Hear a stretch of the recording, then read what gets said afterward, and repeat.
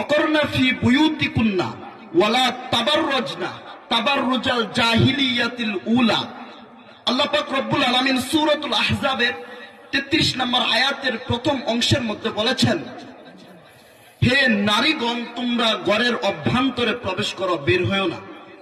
প্রথম আয়াতের অংশ দ্বারা বোঝা যায়, তাফসীরের কিতাবের মধ্যে মুফাসসিরিনে কেরাম লেখেন, এই আয়াত দ্বারা উদ্দেশ্য হয়ে যায় মহিলাদেরকে ঘরের ভিতরে থাকা ওয়াজিব হয়ে যায়, মহিলারা বের হতে পারবে না। প্রথম অংশের যদি দিকে আপনি তাকান, দ্বিতীয় অংশের দিকে আপনি তাকাইলে বুঝতে পারবেন আল্লাহ পাক বলতেছেন বের হইতে পারবে, সুযোগ আছে।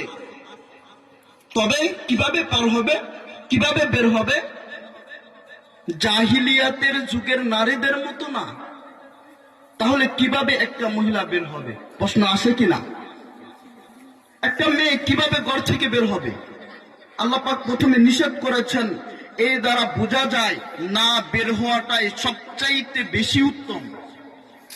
তবে হ্যাঁ, মুফাসসিরিনে কেরাম তাফসীরের কিতাবের মধ্যে লেখেন, দ্বীনের কোনো কাজে, শরীয়তের কোনো কাজে বের হতে পারবে, যেটা জরুরত, ইল্লা জরুরত, জরুরত ব্যতীত না।